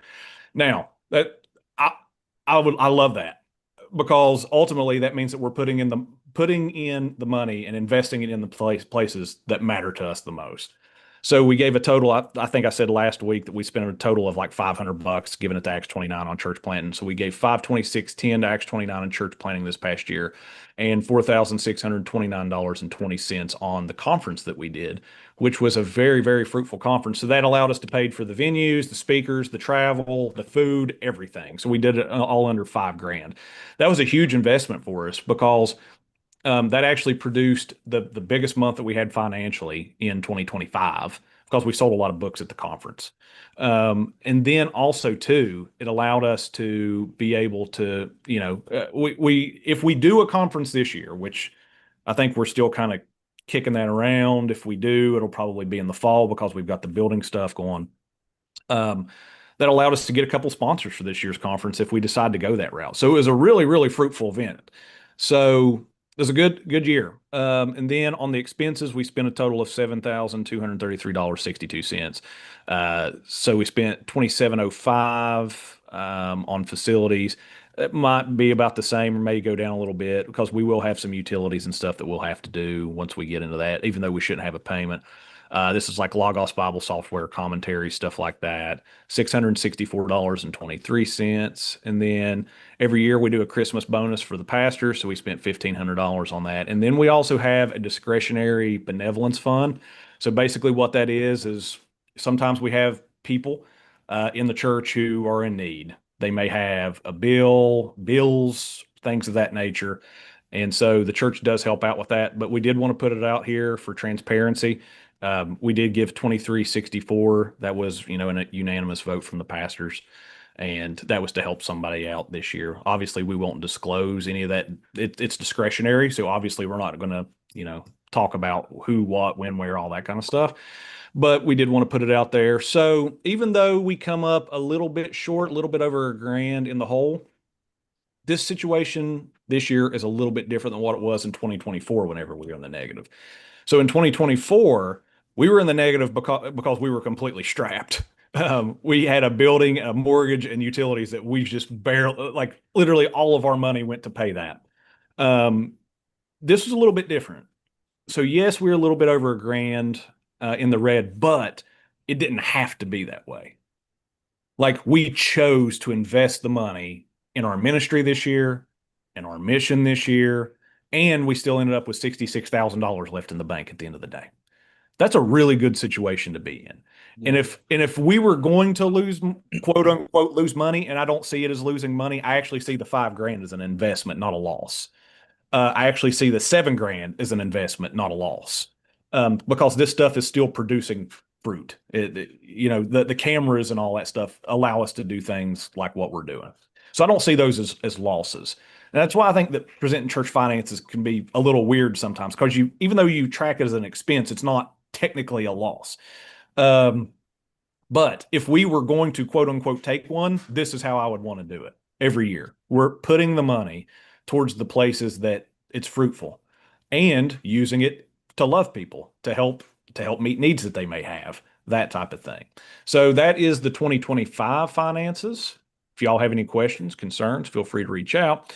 Also, the 2026, this is where we're at as of 2026. So same amount in the bank, 66,569. We had a total of 17,2855, and then we spent 16,8312. And I can show you exactly where that went to.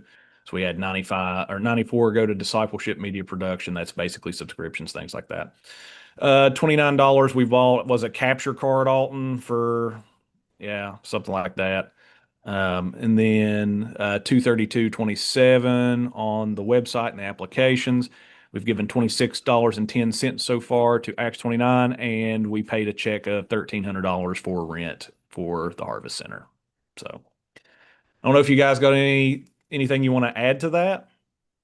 Yeah, any questions or anything, on financials?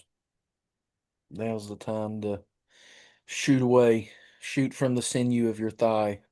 Yeah, I actually thought that it would be better to present it this way because you can actually do it on the screen and show it that way, because I think that presenting it this way is better than just presenting it as income expenditure. I think it's important to see how and where. So like I said, I see these things as investments, not necessarily liabilities or something like that. And it'll be, and another thing too was the same thing with the building. Here in the next month, I mean, you're going to have $12,000 that's going to go out for a building. If you present it as just expenditure income, it's going to make your entire year lopsided. Like there's no way you're going to make that up, right, in a year. So I think that it's important to present, to show how it breaks down, and then also to talk about it as an investment, because a building that's paid off, that's fully renovated, is an investment. There is a return on that investment, which is the people of God gathering together, having, having that kind of resource, that kind of thing. So that's just some, It's not just an expense, it's an asset. yes. It's an asset, especially once we get the building and it's fully renovated. We're projecting, gosh, between I think between the cost of the building and renovations, we're projecting hoping to max 50 to 60. Is that right? Am I right on that? But with all renovations plus the cost of the building, Yeah, I think it you'll was in be that ballpark. somewhere in that ballpark. So And upon completion of all that, our building is now an asset worth over double what we have paid for it and to have it renovated. So, like you said, when you present it just as expenses, it seems lopsided. But whenever you realize that the asset gain, the capital you gain from it, um, makes up a lot more than the difference that you see on paper. So, yeah, it's business financials type stuff. It's kind of weird, but anyway, if anybody's got any questions or thoughts, Josh is distracted here. I'm sorry.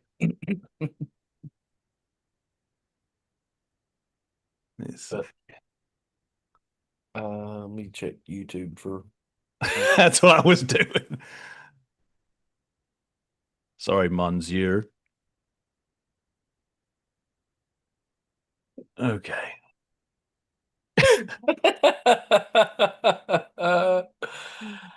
Alton, was you reading those? Sorry, Monsieur Panzer 9011. That's funny. Listen, we worship the God that created the cosmos, so I can eat my eggs and my sausage, talk about a quiet life and God from the farthest reaches of creation, and there's nothing that Monsieur can do about it. That's great. That's funny. All right. All right. You two got anything else to add or anything like that? And I don't see, we don't have any messages or anything.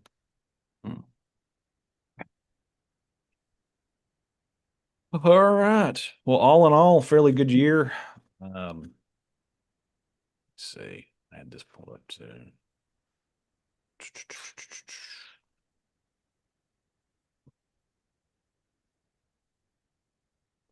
I'm cracking Yeah. up at those comments.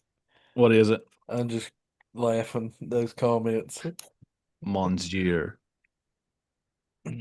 Are you hiding enemies from the state? Are you not? Are you not? Look for Oh, some- message incoming. I see the little bubble.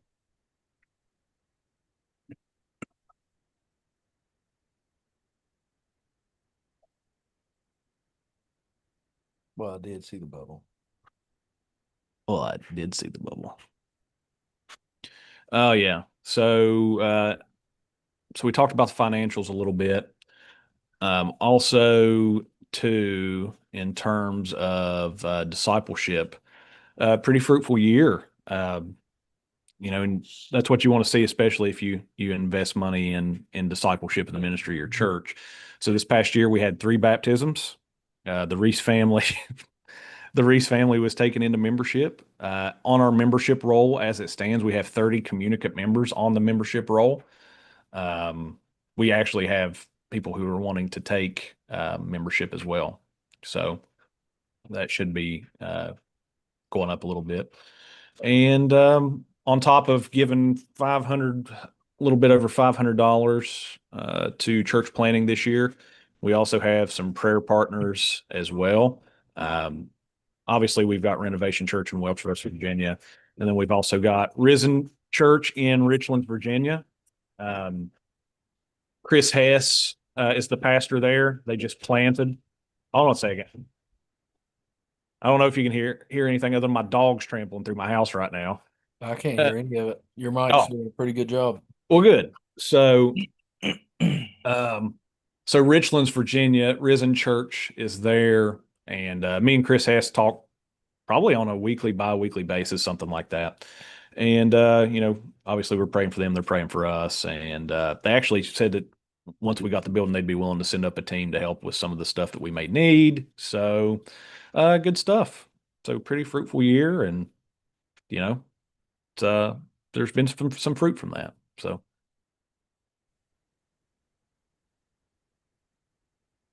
All right. Anything else anybody can think of? Anything anybody wants to add? Coming in on 2 hours again. Yeah, that's about what I We figured. like to talk. Yeah. Yes, we do. So, Alton, you still feeling terrible? Yeah, I haven't eaten anything yet today, so I'm gonna go eat some lunch. All right. Well, You could have ate on here. We could have shared a meal together on you live. you two could have you two together could have sent Monsieur Panzer plumb over the edge. Yeah, yeah. He said that's some alpha. Did he say that? I Yeah, didn't. he said dude is so unbothered by his space life, he doesn't even stop chewing to discuss God. That's some alpha SH word. Mhm. All I saw was it's like I had to, Allie was like, mute that, mute that. I was like, okay. And then she just showed it to me. It's like, Monsieur, we have a problem. Maybe he'll join us from now on YouTube whenever we get on here. Well, Monsieur, if you want more alpha stuff, just come to New Haven Church, pal. Okay. All right, everybody. Well, if we don't have anything else, then we'll say thank you all for joining us this morning. And hopefully we should be in person next week.